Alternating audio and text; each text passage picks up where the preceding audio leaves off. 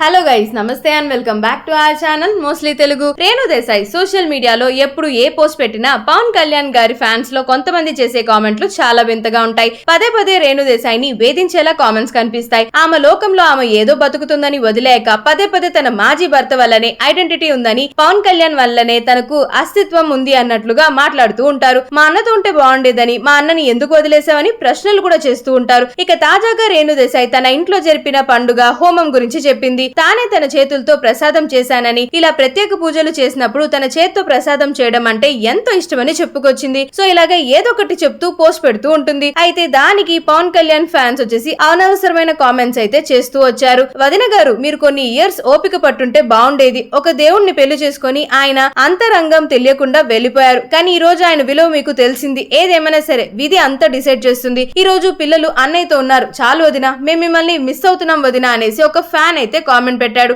దానికి రేణు రిప్లై చేస్తూ, మీకు కొంచెమైనా బుద్ధుంటే ఇలా అనేవారు కాదు. ఆయన వదిలేసి ఇంకో పెళ్లి చేసుకున్నారు, నేను కాదు. దయచేసి నన్ను ఇంకా టార్చర్ చేయొద్దు అంటూ ఇలా దండం పెట్టేసింది. సూపర్ అమ్మ, మీరు అన్న దగ్గర లేకపోయినా బాగా పూజలు చేస్తున్నారని ఇంకొక మహానుభావుడు కామెంట్ చేశాడు. ఆ కామెంట్ కి సైతం రేణు దేశాయ్ ఫైర్ అయింది. అన్న దగ్గర లేకపోయినా అంటే ఏంటి, నాకు అర్థం కాలేదు. నాకు సొంత లైఫ్ అనేది ఉండదా? మీరు ఇలాంటి కామెంట్స్ పెట్టి నన్ను బాధ పెడుతున్నారు అంటూ ఫైర్ అయింది. సో దాంతో ఈ న్యూస్ కాస్త సోషల్ మీడియాలో విపరీతంగా వైరల్ గా మారిపోయింది. సో ఇలాంటి మరిన్ని ఇంట్రెస్టింగ్ ఫిల్మీ ట్రెండింగ్ అప్డేట్స్ కోసం వెంటనే మన ఛానల్ అయిన మోస్ట్లీ తెలుగుని సబ్స్క్రైబ్ చేసేసుకోండి.